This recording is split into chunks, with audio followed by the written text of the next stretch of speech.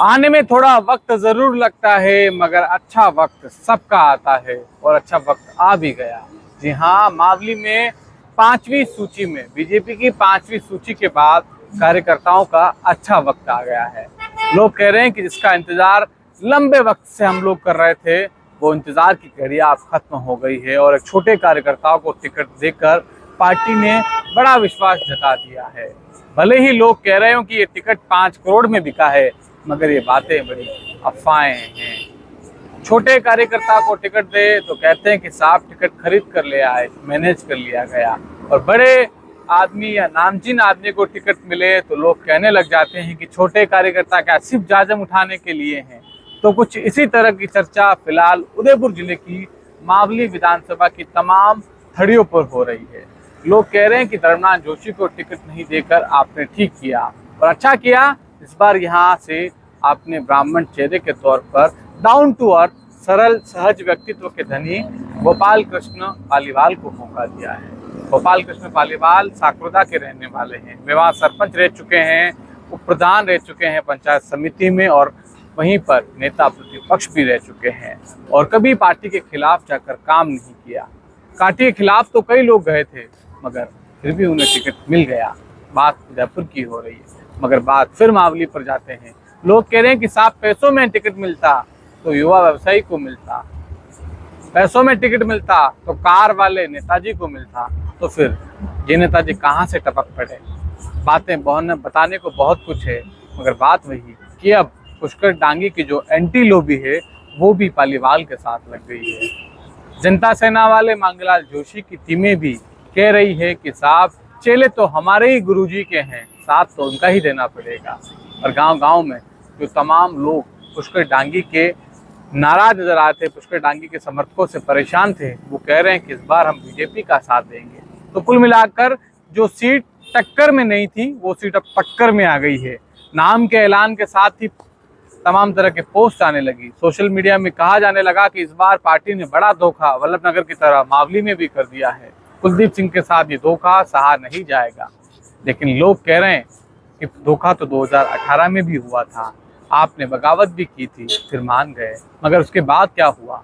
आपने क्यों पंचायत समिति चुनावों में अपने ही नेता को हरवाया और उसके बाद तमाम पार्टी के नेताओं ने आपको अंदर ही अंदर निपटाने की साजिश रखी थी। जब पार्टी ने आपको मौका मिला तो प्रधान बनाने का नहीं सोचा, तो आपने ये क्यों सोचा कि आपको विधायक बना दिया जाएगा?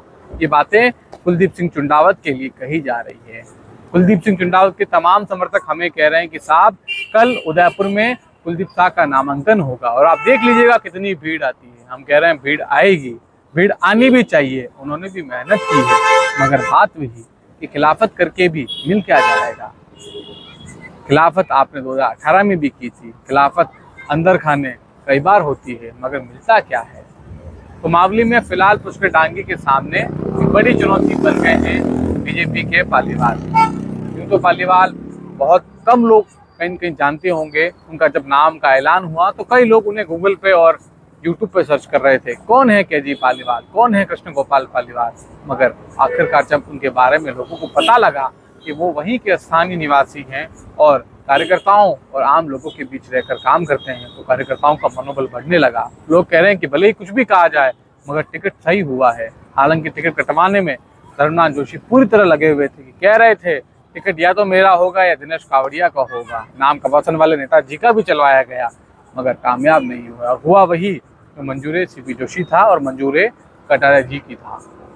तो कुल मिलाकर पालीवाल के टिकट के साथ ही मावली में तमाम तरह के समीकरण जो हैं बनते बिगड़ रहे हैं। अब लोग कह रहे हैं कि साहब ब्राह्मण के साथ साथ राजपूत और ओबीसी वोट बैंक जो कहीं न कहीं दलित जन के साथ था, वो बीजेपी के साथ आएगा और उसका फायदा सीधे सीधे तौर पर कहीं न कहीं पालीवाल को मिलने वाला है। इसी बीच गौरव वल्लभ की बात करते हैं। गौरव वल्लभ आज देहात के लाल सिंह झाला से मिलने पहुंचे। देहात के इन द सेंस देहात के पूर्व जिलाध्यक्ष और वर्तमान में प्रदेश कार्यकारिणी में स्थान पा चुके लाल सिंह झाला के घर पहुंचे।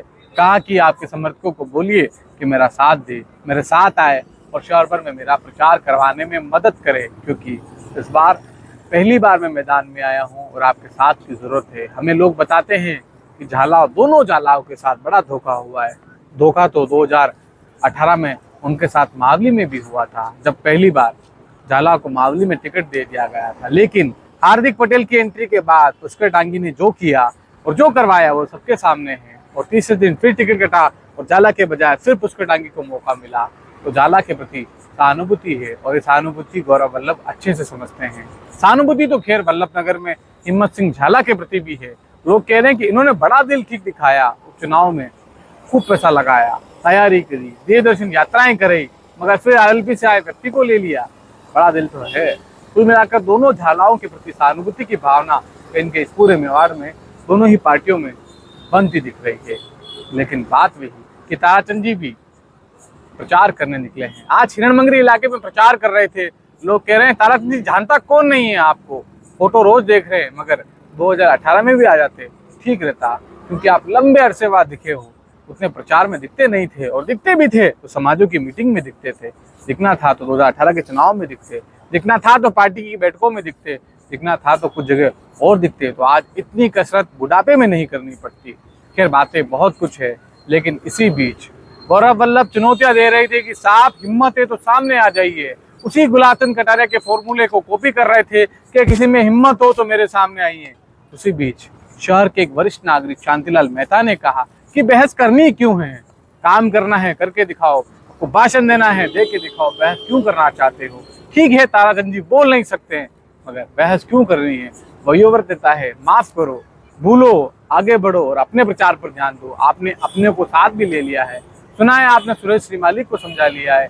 बहुत जल्द आप पंकज शर्मा को साथ लाकर पार्टी में एकता दिखाने वाले हैं। आप बड़े नेता हैं, आपके साथ लोग आ रहे हैं, ये अच्छी बात है, मगर बात वही कि आम कार्यकर्ता साथ कैसे आएंगे, उन्हें कैसे मनाया जाएगा, इसको लेकर कसरत अच्छी हो रही है, मगर अभी भी कुछ लोगों का साथ होना जरूरी है।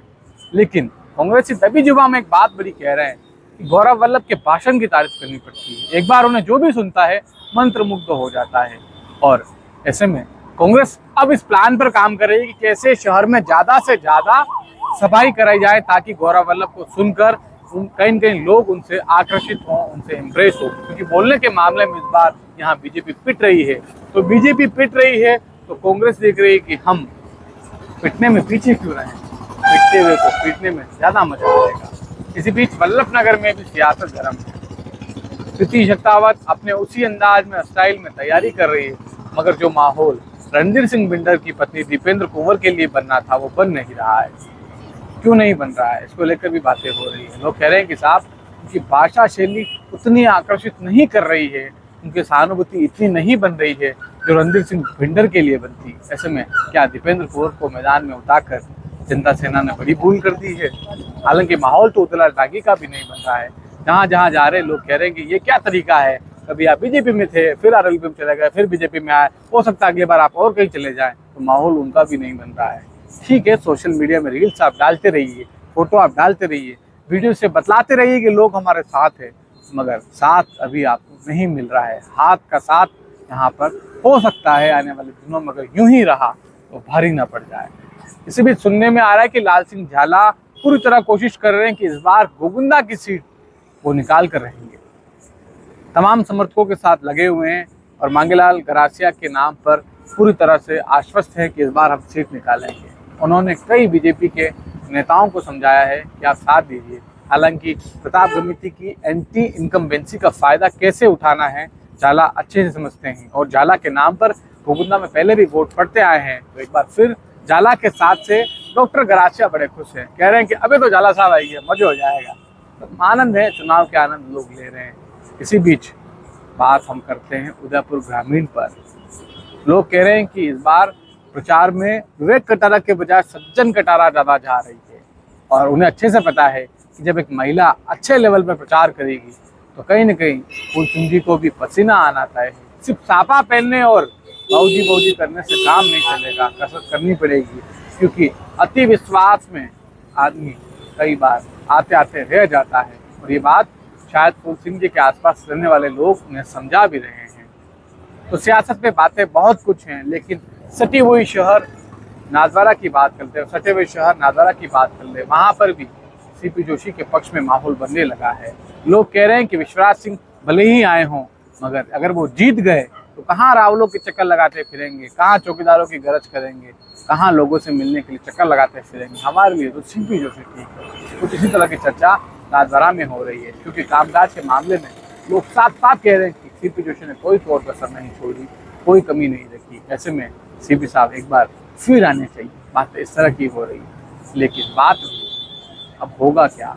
होगा वही जो अंतिम 15 दिनों में होगा, होगा वही जो 15 दिनों में मेहनत करेगा, होगा वही जो 15 दिनों में मेहनत के दम पर वोटर को आकर्षित करेगा। कांग्रेस को इस फॉर्मूले पर जाना चाहिए कि वो ज़्यादा से ज़्यादा गौरव वल्लभ की सभाएं कराए, ज़्यादा से ज़्यादा लोगों को सुनाए, ताकि पता लगे कि गौरव वल्लभ की असल ताकत क्या है।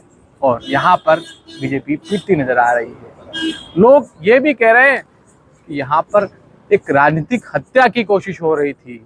बीजेपी में राजनीतिक हत्या, और किसकी राजनीतिक हत्या की कोशिश हो रही थी? रविंद्र शिमाली की। बीजेपी के कुछ लोग चाह रहे थे कि जिस तरह से पिछले 15 दिनों का घटनाक्रम रहा है, उसके बीच रविंद्र शिमाली ने कोई बगावती तेवर नहीं दिखाया। उन्होंने संगठन के प्रति वफादारी दिखाई, इससे संगठन में और ऊपर नेताओं में उनके नंबर बढ़े हैं। ऐसे में जब मावली सीट की बात आई तो लोगों ने कहा कि लोकप्रिय चेहरे के तौर पर, ब्राह्मण चेहरे के तौर पर रविंद्र शिमाली को मावली से चुनाव लड़वाया जाना चाहिए। कई लोगों ने कहा, कई नेताओं ने कहा, और संगठन के कई नेताओं ने सूत्र बताते हैं कि रविंद्र शिमाली को भी कहा, लेकिन शिमाली ने साफ साफ कह दिया कि साहब, मैं उदयपुर शहर में काम करता आया हूं और आगे भी उदयपुर शहर में उदयपुर के लिए काम करना चाहूँगा। मैं मावली के लिए बाहरी व्यक्ति हो जाऊँगा और उसमें मुझे कोई दिलचस्पी नहीं है। इस बयान के बाद बड़े नेता मुरझा गए, कह रहे हैं कि हमने जो सोचा था वो हुआ नहीं। शिमाली जी यहाँ से चले जाते तो ठीक रहता, हार कर, शहीद होकर, बाहरी का ठप्पा लगाकर शहर में आते तो ठीक रहता, क्योंकि नंबर उनके बढ़े हुए थे और बढ़े हुए नंबर किसी को अच्छे नहीं लगते। और खासतौर पर जब राजनीति की बात होती है तो प्रतिद्वंदी बढ़े हुए नंबर को कभी भी देख नहीं पाते। तो फिलहाल आज की सियासत में इतना ही। कैमरे के पीछे है सहयोगी हर्ष नासा। नमस्कार।